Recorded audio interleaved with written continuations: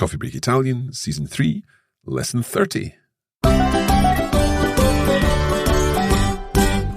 Buongiorno a tutti e buongiorno Francesca. Ciao Mark, come stai? Adesso bene, come stai tu? Anch'io molto meglio, devo dire. Hai avuto un po' un mal di gola? Un mal di gola? Ho perso letteralmente la voce per quasi 2 settimane. Incredibile. Sì. E questo per causa di un raffreddore? Sì, non lo so, forse un misto di cose, il freddo, la stanchezza, Il colpo d'aria, chissà, forse non mi sono coperta abbastanza. Allora, io ho anche perso la voce un Sì. po', ma questo dopo 4 giorni passati a Londra parlando tutto il giorno con molta gente, molti ascoltatori di Coffee Break Italian. Ma ne è valsa la pena, da quanto ho capito. Sì, ne è valsa la pena. È stato un meraviglioso parlare con la gente e fare questa esposizione a Londra. Sì, ho visto il travel show, sì, ho visto molti commenti positivi, molte persone che ci conoscevano già e altre persone che hanno scoperto Coffee Break, esatto. Proprio in questo evento a Londra, quindi mi fa molto piacere, ne è valsa proprio la pena. Ne è valsa la pena e la prossima volta verrai anche tu. Non vedo l'ora. Now, today we are talking about something a little bit different. Sì, something not too grammatical, but more like focused on vocabulary, I would say. And we're going to see how altered or modified nouns work in Italian, and also a little bit about modifying adjectives and verbs as well. So this all sounds quite complex. However, if I tell you that we're going to be looking at all these little endings like etto and ino and uccio and all that kind of thing, then I think everyone will know where we're going with this. Esatto. Allora, come sempre, Mark, bando alle ciance. Diamo inizio alle danze. Okay, Francesca, take it away. Okay, so as we said in the introduction, Mark, in Italian it's quite common to modify words, not to change the meaning completely, but to add certain nuances, like additional information about that word without resorting to a completely different word. Yeah. In English, we tend to do this by adding other words, be they adverbs or additional adjectives to help describe a thing. But in Italian, we can change the word slightly with different endings. Esatto, sì. We use what we call suffixes, but they are basically endings formed by 2, 3, 4 letters, and they're easily recognized because they have a specific meaning that they carry with them. So these endings give information about the quality or the quantity of what it is we're talking about. Sì, bravissimo, Mark. Usually we can tell if something is smaller than the usual or bigger or nicer or not as nice. Indeed. But we also need to remember one other key point about this. It's not an exact science. No, it's not. We cannot really say, with these nouns, you use this ending. It's something that it's kind of very creative in a way. So as a start, it's good to recognize these endings and understand what they mean. And then I would just suggest that our listeners play a little bit with them. And if they use not the best ending with a word, it doesn't matter because the meaning will be clear anyway, and it will be just some sort of experiment with the language. Exactly. Now, just as we came into the studio here to record, as we said in the introduction, I'm just back from London, and Francesca came into the studio, and still sitting beside the recording booth is a large suitcase that we had all the equipment in, and I've still not had time to put it all away. But we both looked at the suitcase, and Francesca, you said, Che valigiona. Che valigiona. And I said exactly the same thing at the same time. We kind of both said it together. So valigiona is una valigia, but valigiona makes a bigger valigia. Esatto, sì. Okay, so let's look at some more examples. Okay, so I will list some of these endings and you'll probably be already familiar with some of them. And maybe we can just use the masculine singular to avoid going into many details, but obviously there are alternatives in terms of gender and number, as always. Of course. So common endings to talk about a smaller size of something, but also which function as diminutives or terms of endearment are endings like ello, etto, or ino. Okay, so if we talk about, for example, una casa, Sì. then a nice little house would be? Una casetta. So we can make casa into casetta, E-double-T-A at the end. And it can be a small house, but depending on the context, it could also be a lovely house. So it really depends on the maybe the facial expression of the speaker, the specific context, the situation. So it could be either a small house, but also a nice, lovely house. Okay. So give us another example. Sì, there are loads. Possiamo dire un alberello. Oh, a little tree. Sì, o un giochino. A little game. Sì, and these endings are very common when we talk to children. Yep. So you would say, oh, che bella casetta, che bel giochino, guarda quell'alberello. Yes, look at that little tree, look at that nice little game, and so on. You can also do that with names, obviously in a very informal situation. If your friend is called Paolo, you can call him Paolino. Paolino. So as you said, there's not really a rule as to which of these etto, ello, ino, and so on you use with different words. So what would you have been called? Would you have been Franceschetta? No, Franceschina. Franceschina. Sì, when I was a child, I was Franceschina. But Silvia, our Silvia, probably would be Silvietta and not Silvina, because it just sounds better. And what about Mark? I would say Marcolino. Marcolino. I like it. Marcolino. I think I'll rename myself that. Marcolino. Marcolino. Penteltone. Sì. Okay, so what else would we see this with? Because it's not just nouns. No, we can also do that with adjectives. For example, if something is green, but not like a pure green, it's kind of green, greenish, we can say verdino. Oh, okay, verdino then. So it's a little green in a sense. Sì, sì. O possiamo dire stupidino. A little bit stupid. Sì, sì. O un bambino è cattivello. Oh, okay, so a little bit mischievous. Sì, sì, sì. Okay. So it also, these endings, they also make the words nicer in a way. Cattivello sounds nicer than cattivo. Sì. Am I right in thinking that we can actually combine them as well? Yes, at times you can have two endings together. Ad esempio, if we take, we mentioned casa before, and we can say una casetta or una casina, and they both mean a small or a cute, nice house. But we can also say una casettina. Una casettina, okay. So what is that even smaller and cuter?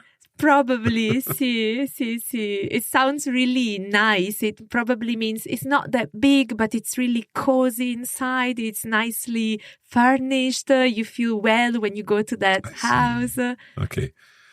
Okay, as you say, it's a little bit tricky to know exactly what these are referring to and exactly how to form them. Sì, perché I'll give you an example. When a baby boy is born, you would say un maschietto. So maschio for a male, for a little male, maschietto. But when a baby girl is born, you would talk about una femminuccia, not una femminetta, for example. So the idea is the same. You're talking about a baby boy or a baby girl, so a baby. But depending on the gender, you would use a different ending. So I thought uccio or uccia had a negative sense. Am I getting mixed up? No, una femminuccia is positive. Am I thinking of Acho and Acha? Acho, sì, right, sì, okay. sì, We'll sì. come to that in a moment. Sì, sì, sì. So what other endings are there? Okay, again, talking about affection or terms of endearment, we also have otto or uccio, which we have just mentioned before, and olo as well. Okay, so give us some examples of these ones. Sì, ad esempio, a teddy bear is un orsacchiotto. Orsacchiotto. So, è come Okay. un piccolo orso, un orsacchiotto. Or if you talk to someone that you really like, maybe your partner, you can say tesoro, but you can also say tesoruccio. Tesoruccio. To make Okay. it sound nicer, or maybe if you want to obtain something, you can say, "Oh, tesoruccio, dai." Okay. Again, with the ending olo or ola, you can talk about figliolo or figliola as a term of endearment for figlio and figlia. Mhm. So give us some more examples, Francesca. Yes, we can also use these endings again with adjectives. So, for example, we can say vecchiotto instead of vecchio. And I'm thinking, for example, when you see an old dog, but somehow it's cute, and so you don't want to say un cane vecchio. You can say, questo cane è un po' vecchiotto. Oh, è grassottello instead of grasso. So it's like saying a little bit plump rather than fat. Sì. And there is a word which I really like. I don't know, for me it sounds very Italian, is the word calduccio. Right, so this is when you're nice and warm, you're cozy. Sì, andiamo a casa al calduccio. Al calduccio, So lovely. it's not just al caldo, but calduccio implies that you're going to feel really well and you'll be comforted in a nice, warm place. So otto, uccio and olo Sì. are more about endearment, Sì. they're more about affection. Sì. Ello, etto, ino and dicino, Sì. those ones could be affection, but they also can refer to physical size. Sì, so those are when it's small. There's also an ending that we would use when things are big. Sì, one. So that was like the valigiona. Sì, la valigiona di prima, esatto. One is a very common ending suffix for largeness. Ad esempio, un librone. A huge book. Or if we go back to the casa, una casona. A big gaff, as they say in Scotland. A big gaff, sì. Or un ragazzone. So a big guy. See, and again, we can also play with names. I remember having a student in class who was very tall, and he used to call himself Gianni because his name was John. Yeah. But because he was so tall, I would call him Giannone. Okay, Giannone. And again, you can also do it with adjectives. So you can talk about verde as verdone. So is that really green? See, like very dark, very intense, un bel verdone. As opposed to verdino, which is just a little bit green. Sì. O pigrone, very lazy. Okay. So pigro, lazy. Ma sei un pigrone. You're very lazy. You're very lazy. Okay. Sì. Now, earlier we mentioned Acho, because I was getting mixed up with Uccio and Acho. Uccio's nice, Acho's not. Acho is not. Okay. Acho has a negative connotation. It can be the quality, the look, the material in moral terms, behavior. Okay. So it always carries this negative something. Okay.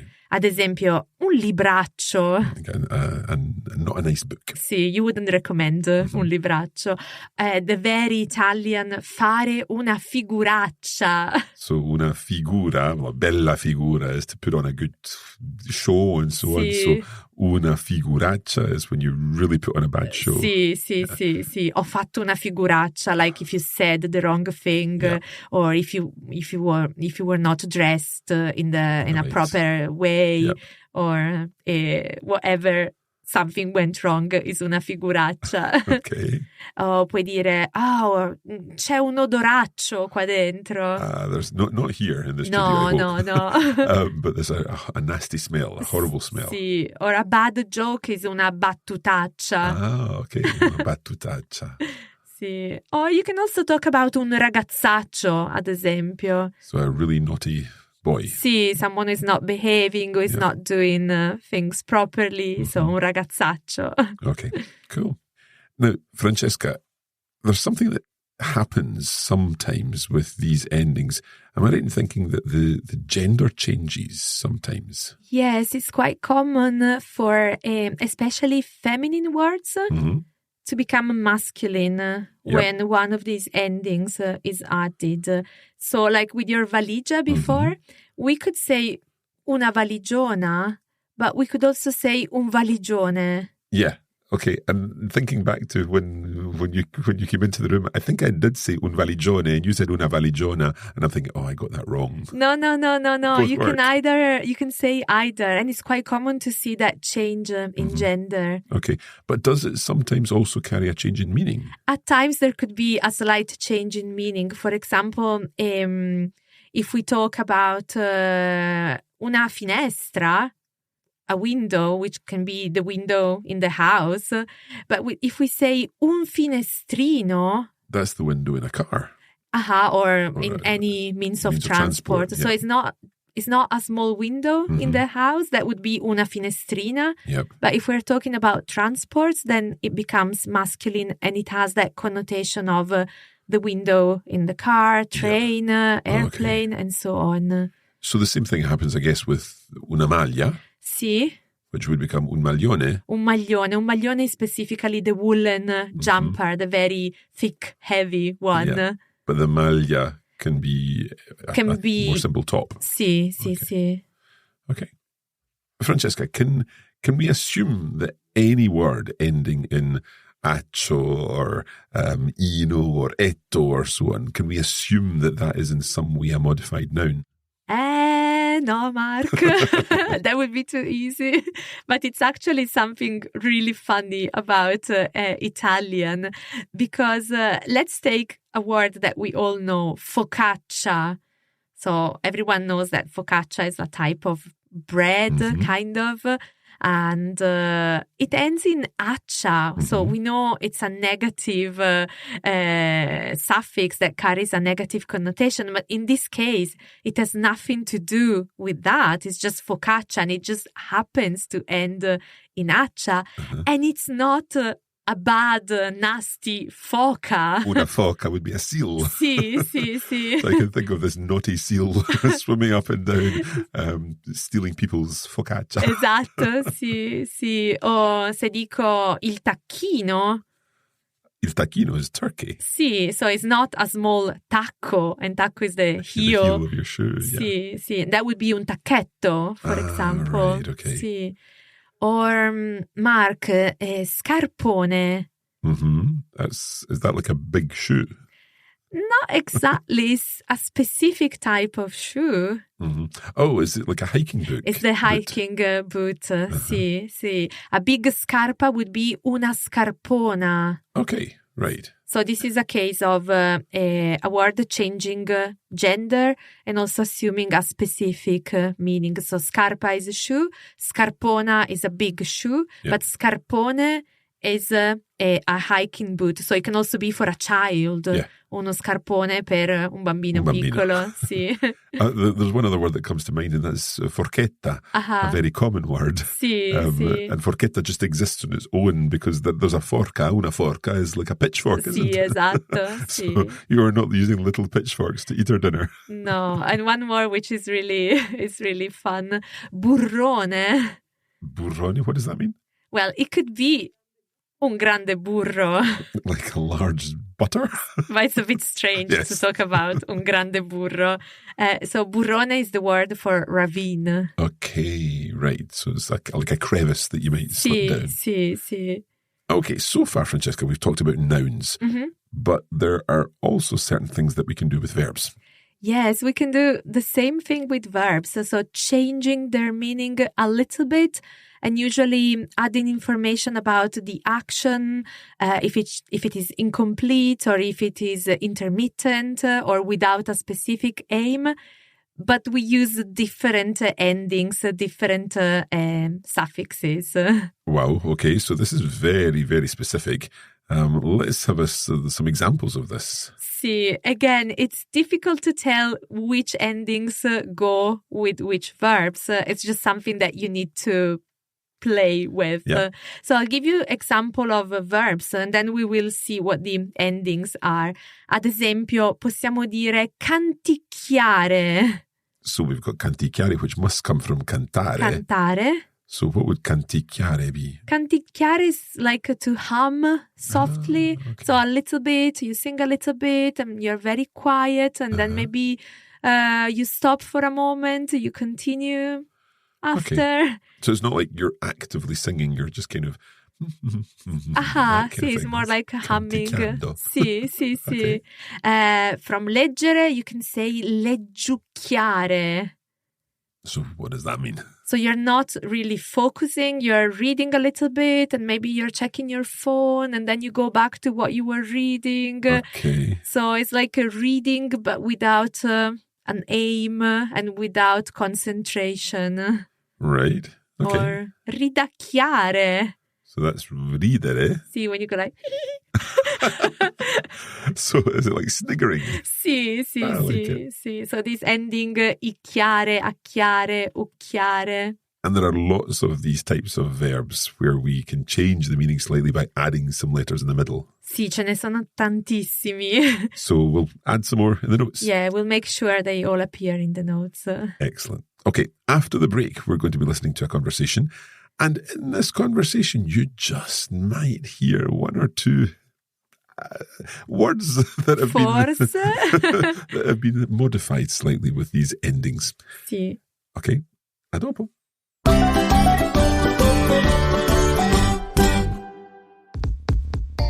In addition to the podcast version of Coffee Break Italian Season 3, we are also putting together a full course on the Coffee Break Academy, where you'll be able to access bonus materials to help you make even better progress with your Italian. That's right. Not only will you be able to enjoy an ad-free audio version of each lesson, we'll also provide a bonus episode in which we'll go through every detail of the dialogues, and a third episode for each lesson in which Francesca will be testing us with some translation challenges based on the lesson topic. Of course, there are comprehensive notes and a video version of each lesson too. Visit coffeebreakitalian.com and follow the links for Season 3 there.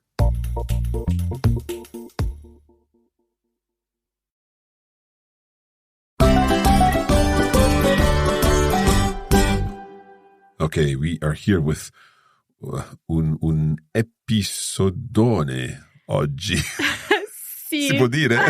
In questo caso sì. It is quite an episode. There's lots of interesting expressions, interesting suffixes that we're using and learning, and we're going to be hearing some of these in a conversation. Esatto, Mark. In this conversation, we are going to listen to l'architetto Pizzi, who is going to the house of La Signora de Marinis because she decided to make a lot of changes to the house, to change the furniture, the layout. So l'architetto Pizzi is in charge of all the works and we will see how things are. Okay, let's have a listen. Ah, il campanello. Questo sarà l'architetto Pizzi. Salve, signora De Marinis, come va? Bene, grazie. E lei? Oh, più o meno. È un periodaccio questo. Uno degli architetti che lavora nel mio studio si è ammalato e un altro è in vacanza. Così sono rimasto un po' scoperto. Ho un lavorone da consegnare entro martedì e per finirlo non sto dormendo la notte. Mi dispiace, architetto, le faccio subito un caffettino, così si riprenderà. Grazie mille, signora.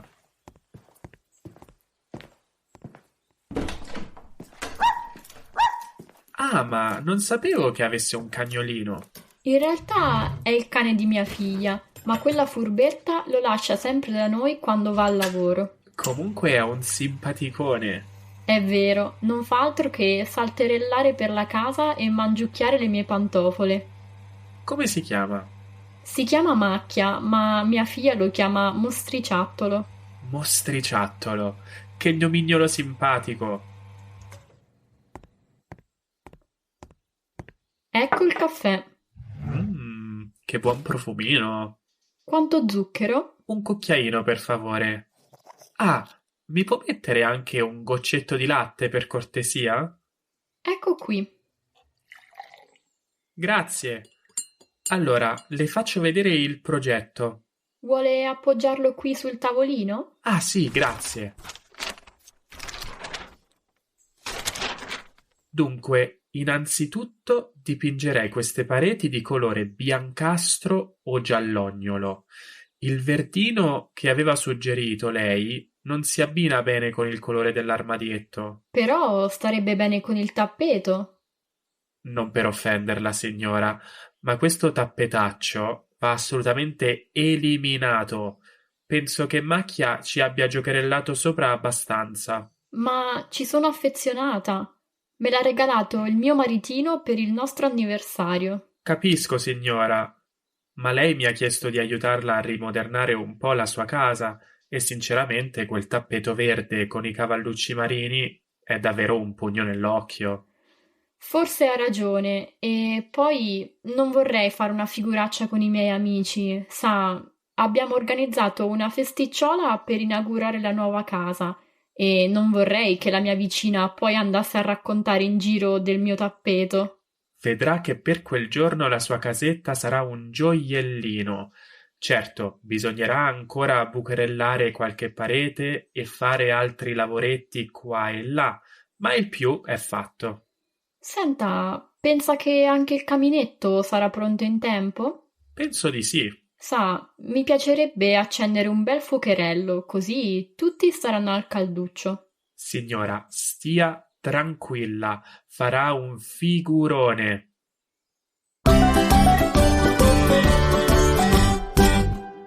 Excellent. Okay, let us now go through this and talk a little bit what's happened, and we'll talk in English for this section. Sì, allora come abbiamo detto, we have l'architetto Pizzi who is visiting Signora De Marinis to finalize the refurbishment works in her house.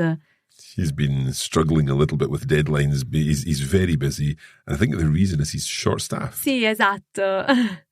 Ma la signora De Marinis, she's so kind, so immediately she makes him a coffee, and the architect takes his coffee with 1 sugar and a drop of milk. Specifically. Sì. In the meantime, the architect notices the dog called Macchia, Sì, che bel nome. but it's also called Mostriciattolo. Sì, little monster. And that belongs to Signora De Marinis' daughter. Esatto, sì. He's actually a lively dog who is jumping and munching on slippers all day. So the two of them, that's Signora De Marinis and the architect, not the dog, No. start discussing the changes to the house, and these include painting the walls in a slightly white or slightly yellow colour. I'm seeing some of these words here. And the current pale greenish colour suggested by Signora De Marinis does not suit the little cabinet. Esatto, sì, che attenzione ai dettagli. Actually, she argues that it would go well with the rug that they have in the house, but l'architetto says that the horrible rug needs to go. It seems quite strict about that. Okay, but the rug in actual fact is quite special because Signora De Marinis' husband got it for their anniversary. However, the architect explains that if she wants to modernise her house, she has to get rid of that eyesore rug. And what is it that's on the rug again? Seahorses, I cavallucci marini. Well, she agrees in the end, and she also starts thinking in view of the housewarming party that they want to host once the house is ready. And she doesn't want her next door neighbor to go and tell everyone about the horrible rug. So she agrees in the end. Non vuole fare una figuraccia. The architect promises the house will be a real gem by then, and only some minor works are still required, and the fireplace will also be ready for the housewarming so that everyone will be nice and warm with a little bit of calduccio. Sì, che bello. Well, that is almost it for this episode, but of course, as ever, there's always time for a little more. Ancora una cosina. Sì, which is a diminutive cosina. We have never really mentioned that, but it's a little thing, una cosina. But it's also a nice thing. So it's the ino-ina ending, meaning small but nice. Exactly. And what do you have for us in today's cosina? Well, for today's cosina, I was thinking we should go back to la scarpa that we mentioned before. We spoke about scarpona, scarpone, but in Italian there is also scarpetta.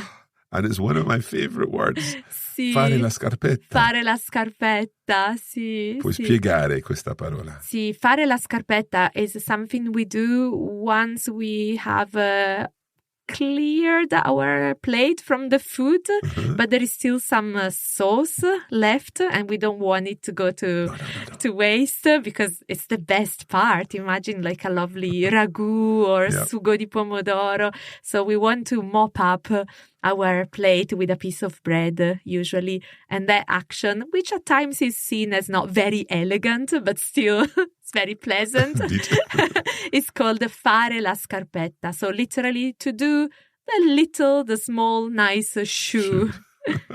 And it is something, I mean, I think I defy anyone not to, if you've sat down to a delicious plate of pasta with a sauce, then you need to mop it up with something. Sì, sarebbe un peccato altrimenti. Un peccatino forse. Un peccatone. Un peccatone, sì, certo. Allora, cosa potremmo dire? Beh, è stata un'altra bella puntata, la puntata numero 30, quindi... Sì. Si può dire puntatina? Una bella puntatina, Una sì. bella puntatina. Bravo. And I think with that, we will finish this lesson. We will be back next time with lesson 31, and that's going to be a little bit different. You've got some very interesting things to look forward to then, but we'll reveal all in the next episode. Acqua in bocca. Acqua in bocca. Of course, for now, there is our full explanation episode where we're going through the whole conversation. And we're just about to record that now. And we'll also be recording our translation challenge. And all of these form part of the course for the Coffee Break Italian Season 3 program. You can find all of this at coffeebreakitalian.com. Perfetto. For now, grazie molte e arrivederci. A presto. Ciao ciao.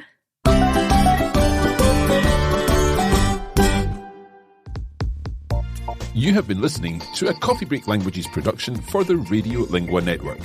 Copyright 2023 Radio Lingua Limited. Recording copyright 2023 Radio Lingua Limited. All rights reserved.